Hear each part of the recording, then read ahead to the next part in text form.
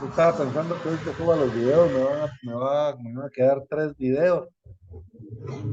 Va a haber la posibilidad mejor de editarlo y unirlo solo en un video para que quede en los 3 videos, ¿no?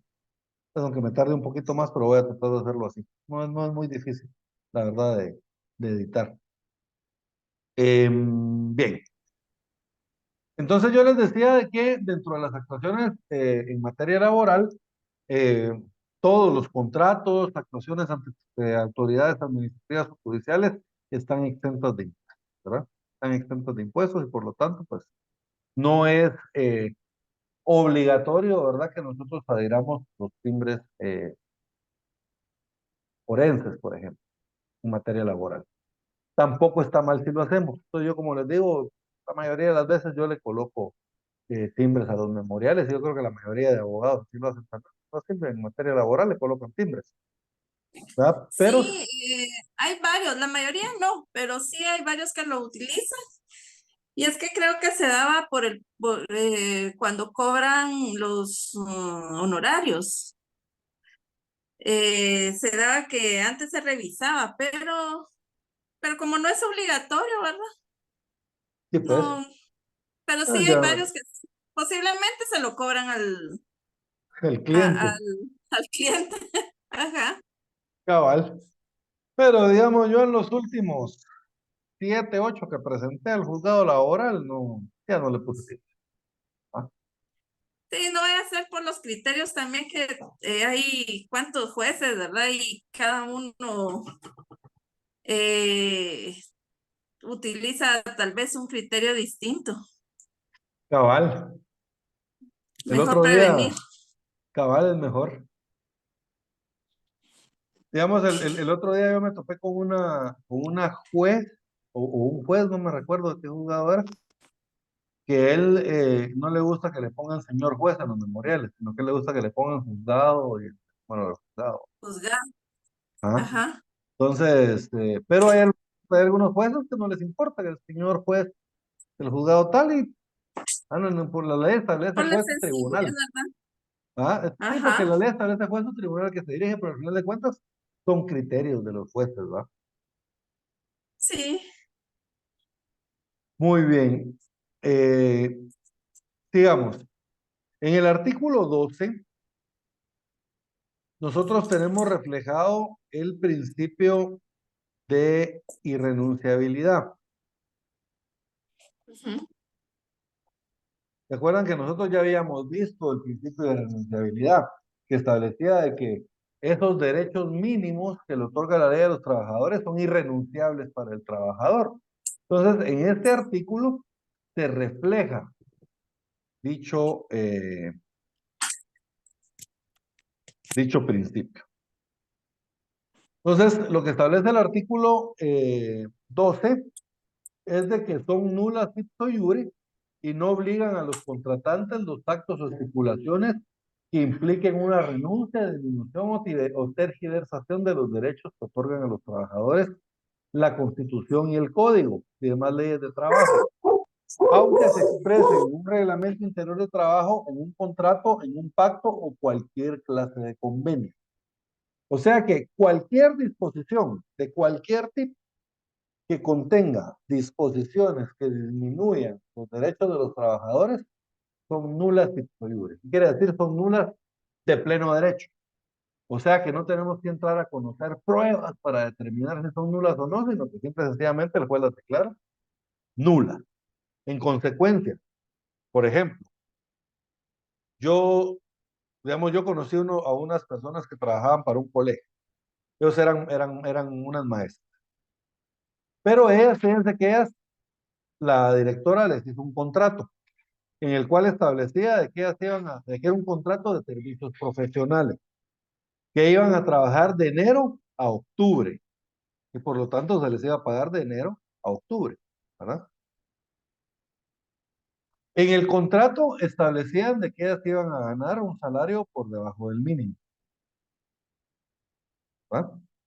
Y cada octubre, digamos, a ellas las despedían, no las despedían, sino que terminaba su contrato y en enero las volvían a contratar. Entonces, en consecuencia, en noviembre y diciembre no les pagaban. Bono 14 no les pagaban. Aguinaldo no les pagaban. Vacaciones gozaban, digamos, de alguna forma las vacaciones, porque esos 2 meses no trabajaban, pero tampoco se las pagaban. Y las vacaciones son pagadas. Entonces, ¿qué sucedió? Cuando llegó el momento en que las despidieron, porque al final llegó un día en que les dijeron, miren, este año ya no les vamos a renovar el contrato. Después de 7 años de estar así. 7 años una, 8 años la otra. Eran primas que una había trabajado ahí primero y llegó a trabajar a las primas. Entonces una tenía 8 y la otra 7 años. Y un día les dijeron, miren, ya no, anda. Entonces ellas van, buscan asesoría legal y ¿qué es lo que sucede? Cuando empezamos a ver, resulta que hay un montón de derechos que no les pagaron. Entonces exigimos que se pagaran. Al final, en este caso en particular del que les estoy hablando, nosotros lo resolvimos extrajudicialmente, ¿verdad? Se acercaron las personas y dijeron, miren, pues sí les vamos a pagar, hacemos una negociación y les pagaron, ¿verdad? Les pagaron, las patojas quedaron contentas, a la señora del colegio la despelucamos, pero no tanto, ¿verdad? Si esto se hubiera seguido hasta la sentencia en el juzgado, le hubiera ido mucho peor, ¿verdad? ¿Por qué? Porque el juez en ese caso hubiera ordenado que los aguinaldos que no se le pagaron, se les pagaron. Imagínense, 7 años de aguinaldo, 7 sueldos, 7 bonos 14, en caso de una, 8 en el caso de la otra, 7 vacaciones. Ah, porque como no las gozaron adecuadamente, hay que pagárselas, ¿verdad? Ajuste de salario mínimo, etcétera. Entonces, si se dan cuenta, y sin contar los daños y perjuicios, que son hasta 12 meses de salario. Entonces, son nulas ipso iure, porque el juez al momento de dictar sentencia, él reconoce la relación laboral, porque se acuerdan de que yo les había dicho que eran supuestamente contratos de servicios profesionales. El juez reconoce la relación laboral. Miren, esto es un contrato de trabajo, no es un contrato de servicios profesionales, cumple con los requisitos y características del contrato de trabajo y en consecuencia se le aplican las reglas del contrato de trabajo. Por lo tanto, se ordena que se pague al trabajador todos los aguinaldos no pagados correspondientes a los años tal, tal, tal, tal y tal. Todos los aguinaldos no pagados correspondientes a los años tal, tal, tal y tal. Todas las vacaciones no pagadas correspondientes a los años tal, tal, tal y tal. Así, ¿no? Y así, el juez va a ordenar que todos esos derechos a los que se renunció en el contrato de trabajo se apliquen, ¿no? ¿Por qué? Porque esas renuncias son nulas ipso iure, son nulas de pleno derecho. Entonces el juez ya no entra a conocer pruebas de nada, sino que simple y sencillamente declara la nulidad de esas normas. ¿Por qué? Porque disminuyen derechos de los trabajadores. El momento en el que el juez ve un contrato por menos del salario mínimo, nulo, de pleno derecho. ¿Por qué? Porque no contiene los derechos mínimos. ¿Estamos bien? Estos jóvenes lo tenemos regulado en el artículo 13, en el artículo 14. Silvia, por favor, leamos el artículo 12. 12, no 14, 12. Artículo 12. Son nulos ipso iure y no obligan a los contratantes todos los actos o estipulaciones que impliquen renuncia, disminución o tergiversación de los derechos de la Constitución de la República, el presente código, sus reglamentos y las demás leyes y disposiciones de trabajo o de previsión social, otorguen a los trabajadores, aunque se, aunque se expresen en un reglamento aunque se expresen en un reglamento interior de trabajo, un contrato de trabajo u otro pacto o convenio cualquiera. ¿Estamos bien? Entonces, básicamente, todos Ujú. eh, eh, los contratos, reglamentos, pactos o disposiciones de cualquier tipo que impliquen disminución de los derechos de los trabajadores son nulas de pleno derecho, ¿verdad? Ujú. Y entonces, si las contratamos, la consecuencia es de que al terminar la relación laboral, el juez va a declarar como válidos todos esos derechos a los que yo renuncio. ¿Estamos bien? ¿Sí? Ahora nótenle ver artículo 106 de la Constitución Política de la República. ¿Se acuerdan que el 106 ya lo habíamos leído, que es donde estaba lo del principio de indubio pro operario? Pero Ujú. no leímos la primera parte, ¿se recuerdan? Ahora la Sí, vamos a leer. La primera parte establece 106, irrenunciabilidad de los derechos laborales.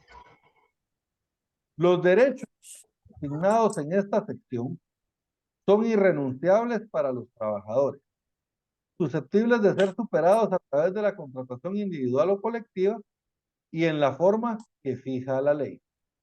Para este fin, el Estado fomentará proteger la negociación colectiva. Serán nulas ipso iure y no obligan a los trabajadores, aunque se expresen en un contrato colectivo o individual de trabajo, en un convenio o en otro documento, las estipulaciones que impliquen renuncia, disminución, tergiversación o limitación de los derechos reconocidos a favor de los trabajadores en la Constitución, en la ley, en los tratados internacionales ratificados por Guatemala, en los reglamentos u otras disposiciones relativas al trabajo. Y después lo de indubio pro operario, que ya lo habíamos leído. En caso de duda sobre la interpretación o alcance de las disposiciones legales, reglamentarias o contractuales en materia laboral, se interpretarán en el sentido más favorable para los trabajadores. Entonces, ahí está el principio de irrenunciabilidad reflejado tanto en el Código de Trabajo como en la Constitución Política de la República.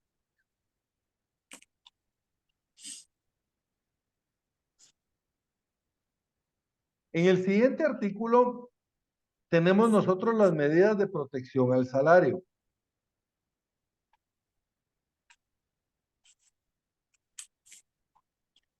Las medidas de protección a los trabajadores guatemaltecos, perdón. Las medidas de protección al salario son las que vimos hace un rato. Estas medidas de protección a los trabajadores guatemaltecos básicamente establecen unos porcentajes de trabajadores dentro de la empresa que se deben de llenar con trabajadores guatemaltecos. Y asimismo establece un porcentaje de los salarios dentro de la empresa que se le deben de pagar a trabajadores guatemaltecos. En resumen, la ley establece que el 90% de los puestos de trabajo tienen que ser ocupados por guatemaltecos. En pocas palabras, yo tengo 100 trabajadores, por lo menos 90 tienen que ser guatemaltecos. ¿Es posible que el 100% sean guatemaltecos? Pues, excelente. Y los salarios, del 100% de salarios que yo pago, el 85% tienen que ser salarios para los guatemaltecos. Y el 15% se los puedo pagar a extranjeros. ¿Estamos bien? Entonces, básicamente, esas son las limitaciones que establece la ley. Ahora bien, esas limitaciones se pueden variar, ¿verdad? Cuando por evidentes razones de protección o de fomento a la economía, o puede ser también porque no hay técnicos, una cantidad de técnicos suficientes en determinada área en Guatemala, entonces el organismo ejecutivo, mediante el Ministerio de Trabajo y Previsión Social, puede emitir un acuerdo razonado en el cual se puede disminuir hasta en un 10% el número de extranjeros. ¿Qué quiere decir? Que en vez de ser 90% de guatemaltecos, podríamos reducir ese número hasta 80, ¿verdad? Y traer 20% en vez de 10 de extranjeros. Igual los salarios. Los salarios los podríamos reducir hasta un 75% para los guatemaltecos y quedaría entonces un 25% para los extranjeros en vez de un 15%. Estas disposiciones o estos márgenes se pueden variar, como les dije, hasta en un 10% y por un tiempo máximo de 5 años. O sea, se supone que yo digo, por ejemplo, miren, yo voy a poner una fábrica de microprocesadores y en Guatemala no hay suficiente mano de obra calificada para hacer microprocesadores. Entonces yo voy a traer gente de Colombia. porque hay gente que está capacitada para eso. Entonces a mí me pueden autorizar, pero me van a autorizar por 5 años. Se supone que durante esos 5 años nosotros nos deberíamos dedicar a capacitar a personal guatemalteco para que ya, porque en 5 años vamos a reducir otra vez ese 10% que le habíamos ampliado para los extranjeros. Entonces, a modo de que cuando regresen a los porcentajes a la normalidad, ya hayan suficientes trabajadores guatemaltecos, ¿verdad?, para poder realizar dicha actividad.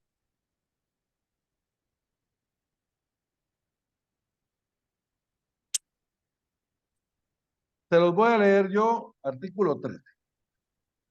Se prohíbe a los patronos emplear menos de un 90% de trabajadores guatemaltecos y pagar a estos menos del 85% del total de los salarios que en sus respectivas empresas se deben, salvo lo que sobre el particular establezcan leyes especiales.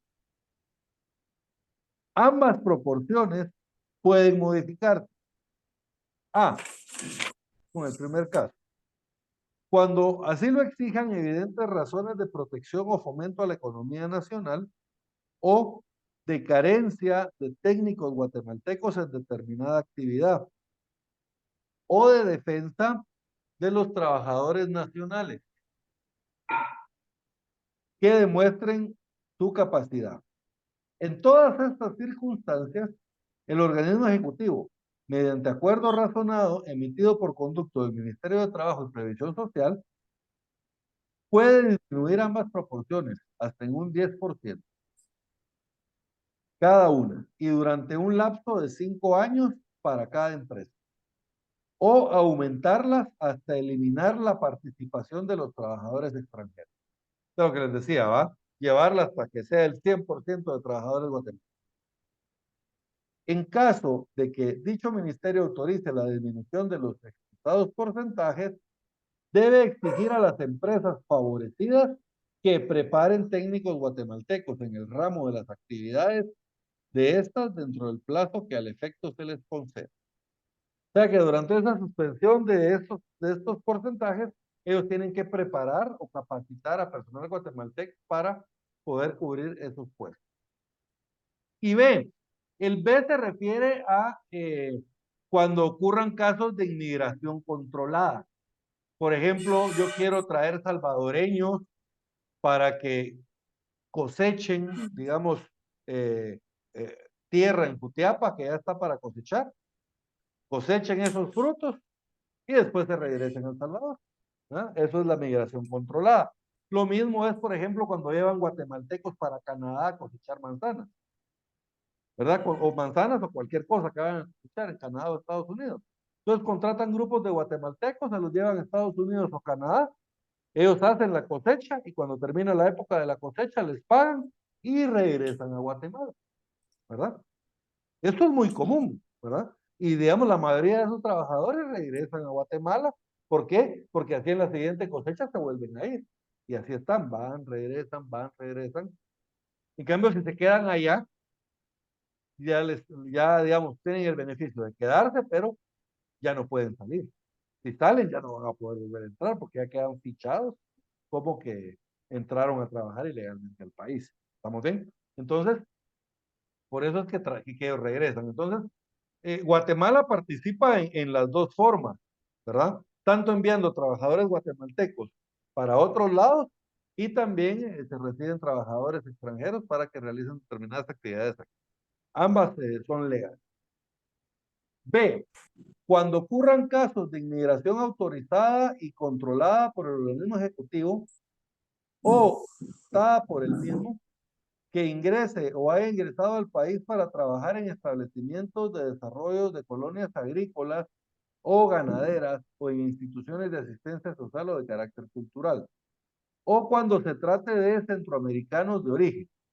En todas estas circunstancias, el alcance de la respectiva modificación debe ser determinado discrecionalmente por el organismo ejecutivo, pero el acuerdo que se dicte por conducto del Ministerio de Trabajo y Previsión Social debe expresar claramente las razones, límite y duración de la modificación que se haga. O sea que cuando se trate de que vienen extranjeros, para desarrollar colonias agrícolas, para prestar servicios de asistencia médica o de asistencia social. Entonces aquí no aplican estos porcentajes, el 10% máximo que podemos disminuir, sino que aquí queda a discreción del Ejecutivo poder disminuir o eliminar totalmente esa cantidad. Les voy a poner un ejemplo. Yo voy a traer, tengo una institución de asistencia social y voy a traer médicos de Cuba para que presten asistencia aquí en Guatemala. Entonces, como es de asistencia social, aquí el Ministerio de Trabajo y el Ejecutivo sí me podrían permitir que la totalidad de trabajadores sean cubanos por el tipo de servicios que van a prestar. ¿Estamos bien? Se daba el caso también de los entrenadores deportivos. Digamos, aquí a Guatemala vino mucho cubano que eran entrenadores de karate, entrenadores de judo, entrenadores de atletismo, ¿verdad? Entonces, en ese caso también se permitía libremente que ellos vinieran acá por el tipo de actividad que era. Podrían a desarrollar el deporte nacional.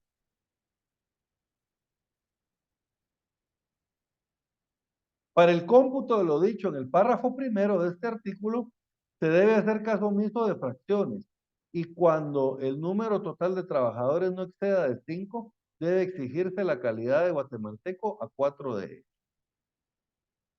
No es aplicable lo dispuesto en este artículo a los gerentes, directores, administradores, superintendentes y jefes generales de las empresas. Toda simulación de sociedad en general, cualquier acto o contrato que se tienda a violar estas disposiciones es nulo ipso iure y además da lugar a la aplicación de las sanciones de orden penal que proceda.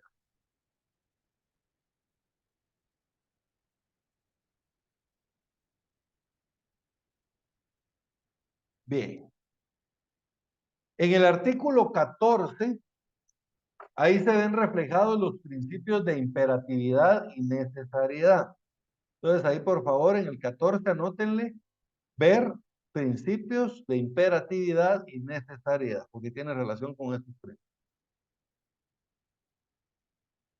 Establece, el presente código y sus reglamentos son normas legales de orden público y a sus disposiciones se deben sujetar las empresas, todas las empresas de cualquier naturaleza que sean existentes o que en lo futuro se establezcan en Guatemala.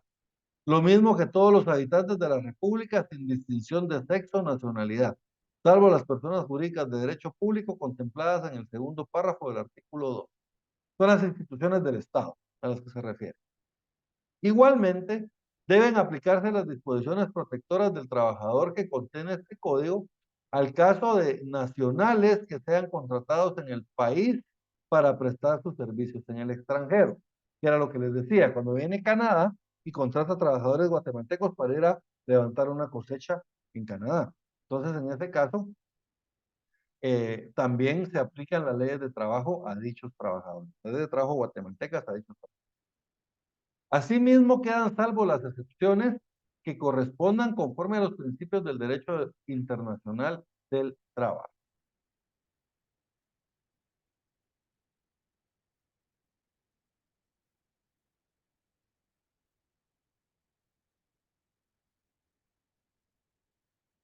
Muy bien. 3 articulitos más y terminamos. Prohibición de la discriminación en el 14 bis. En el derecho de trabajo se prohíbe cualquier clase de discriminación, ya sea por motivos de sexo, estrato social, raza, religión, bueno, religión y credo lo mismo, ¿verdad? Religión, ¿verdad? Entonces, básicamente, o por motivos de credos políticos o situación económica, tampoco me pueden discriminar, ¿verdad? Entonces, básicamente está prohibido cualquier tipo de discriminación y los centros de recreación, asistencia social, que creen tanto las entidades privadas como el Estado, no pueden aplicar ningún tipo de discriminación para los trabajadores que vayan a utilizar dichos beneficios. Artículo 14. Se prohíbe la discriminación por motivos de raza, religión, credos políticos, situación económica en los establecimientos de asistencia social, educación, cultural, diversión o comercio que funcionen para el uso o beneficio de los trabajadores en las empresas o sitios de trabajo de propiedad particular o en los que establezca el Estado para los trabajadores en general. El acceso que los trabajadores pueden tener a los establecimientos a que se refiere este artículo no puede condicionarse al monto de sus salarios ni a la importancia de los cargos que desempeñan. O sea, yo no puedo decir, hice un centro recreativo para mis trabajadores, pero solo los que ganen más de 5,000 quetzales pueden ir. Los que ganen menos no tienen derecho. No puedo hacer ningún tipo de discriminación. ¿Estamos bien? Entonces está prohibida la discriminación. A este artículo 14, por favor, anótenle ver 137 bis, artículo 137 bis, artículo 151 literal A, 151 literal A y 272 literal B, todos del Código de Trabajo. Entonces se lo repito, 137 bis, 151 literal A y 272 literal B, todos del Código de Trabajo. Todos esos artículos que yo les mencioné tienen contenida prohibición a la discriminación. Son otros artículos que también contienen prohibiciones de discriminación.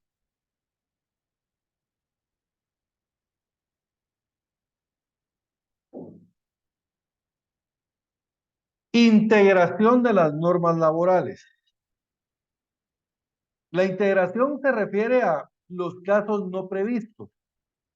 ¿Cómo voy a resolver yo los casos no previstos en este código? Entonces, la ley establece cómo se integran las normas laborales. Establece que en los casos no previstos en este código,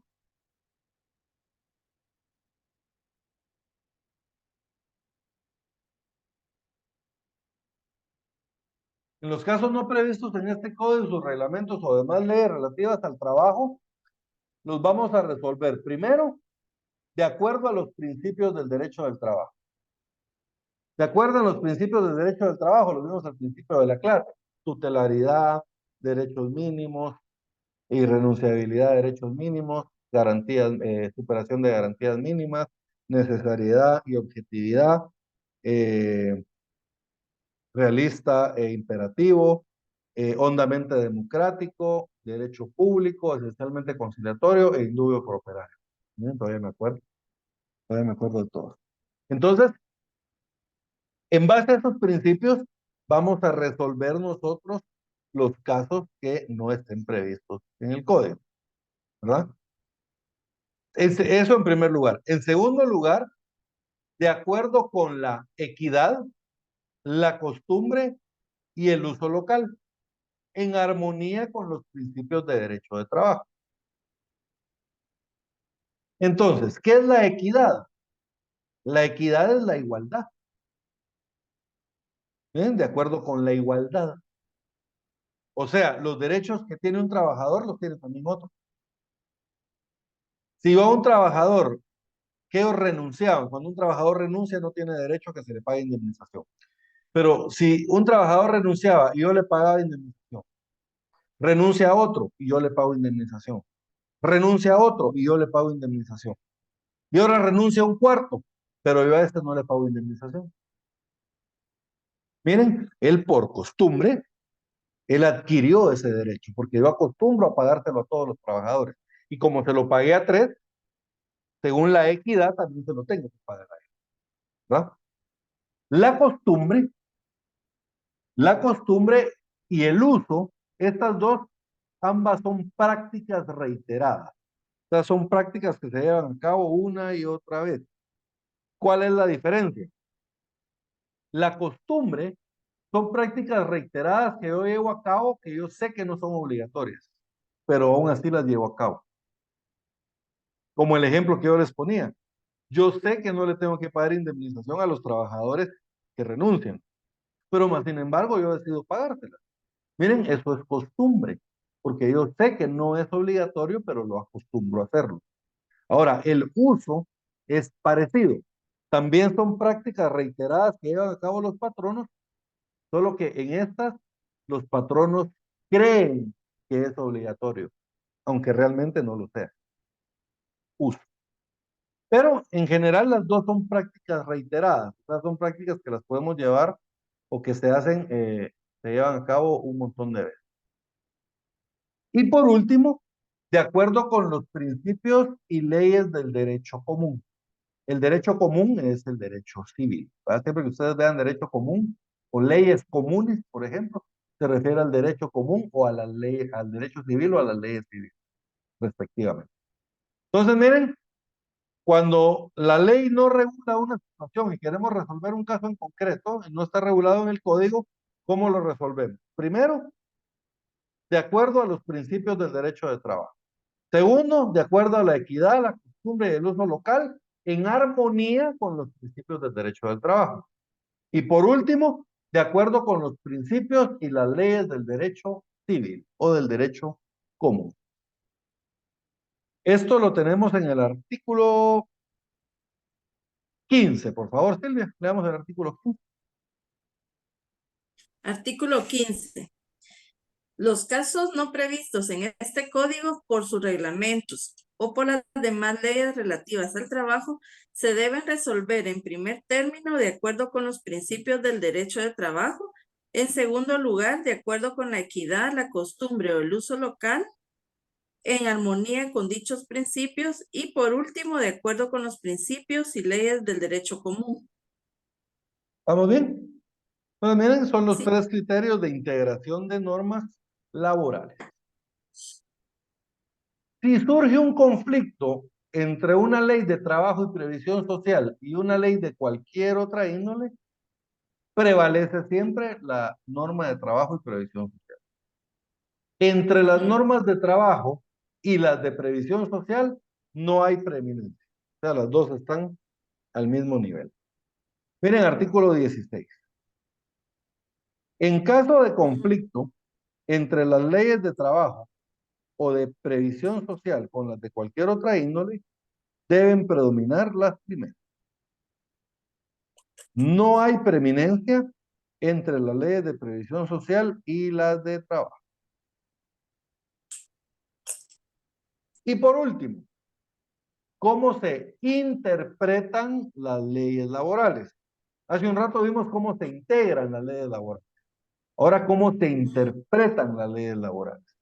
Las leyes laborales se interpretan de acuerdo a lo establecido en el artículo 117 y establece que para interpretar las leyes laborales se debe de tomar en cuenta fundamentalmente el interés de los trabajadores en armonía con la conveniencia nacional. ¿Bien? Entonces, ¿qué se debe de tomar en cuenta? Fundamentalmente, miren, súper importante, fundamentalmente el interés de los trabajadores en armonía con la conveniencia social.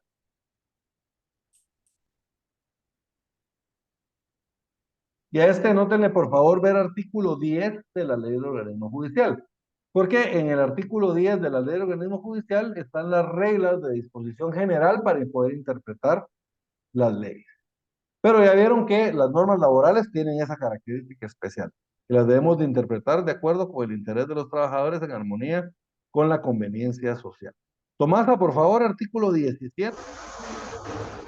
Artículo 17. Para los efectos de interpretar el presente código, sus reglamentos y demás leyes de trabajo, se debe tomar en cuenta fundamentalmente el interés de los trabajadores en armonía con la convivencia social. Muy bien, en armonía con la convivencia, o con la conveniencia social, perdón, con la conveniencia social. Muy bien, jóvenes. Entonces, miren, si ustedes se dan cuenta, con esto nosotros acabamos de terminar las disposiciones generales del código. Estas disposiciones generales son, como su nombre lo indica, disposiciones de carácter general que se aplican a todas las relaciones de trabajo y a todos los contratos, pactos, reglamentos de trabajo o en general cualquier relación de trabajo que surja dentro del país, ¿verdad? Entonces, estas son normas de aplicación general. A partir de la siguiente clase, nosotros vamos a empezar a platicar ya sobre los contratos de trabajo, ¿verdad? Vamos a empezar con el contrato individual de trabajo, ¿verdad? Entonces, contrato individual, contrato colectivo, y de ahí vamos a ver los pactos colectivos y los reglamentos de trabajo. Y de ahí vamos a continuar con los demás derechos de los trabajadores. La clase de hoy de laboral fue de un poquito más de 3 horas. Lo normal es de que van a ser periodos de 2 horas, ¿verdad? Lo que pasa es de que hoy fue un día especial porque eh, estábamos empezando, estábamos poniéndonos de acuerdo en los horarios y todo. Para la siguiente clase, entonces, quedamos en horario de primera clase a 4. De ahí hacemos un recesito de unos 5 minutos para ir al baño, tomar agua o alguna cosita así rápido, despejarnos, porque tampoco podemos seguir 6 horas de corrido. Entonces vamos a hacer un descanso de unos 5 o 10 minutos. A las 4:10, pongan, empezaríamos de nuevo la clase hasta las 6:05, 6:10 más o menos. Nos haríamos otro pequeño recesito y de ahí empezaríamos otra vez hasta las 8:10 más o menos, ¿verdad? Para que queden periodos de 2 horas. Obviamente, si nosotros el contenido de esa clase lo agotamos en 50 minutos, en 1 hora, 50 minutos, entonces obviamente pues la clase va a durar 10 minutos menos, ¿va? Pero regularmente yo acabo las clases en tiempo, ¿va? Regularmente, digamos, si la clase tiene que acabar a las 2 de la tarde, yo la termino a las 2. Es muy raro que me pase o que me sobre tiempo. Realmente terminan siempre a tiempo. Entonces, quedamos así, ¿verdad, jóvenes? A las 2 de la tarde y trabajamos en jornada vespertina únicamente para que puedan realizar ustedes tranquilamente sus actividades del sábado en la mañana. ¿Estamos bien? Sí, Perfecto, Muy entonces bien. quedemos así. Nos vemos entonces el otro sábado a las 2 de la tarde. Hoy en la tarde, como les decía, tengo un compromiso, entonces no voy a poder estar con ustedes, pero a partir del otro sábado ya estamos jornada vespertina totalmente. ¿Estamos bien? Muy bien, gracias. Cuidan mucho y nos vemos dentro de 8 días, primero Dios. Está bien, gracias. Buen día, Tomás. Adiós. Adiós, mucho Adiós. gusto a las 2. Gracias.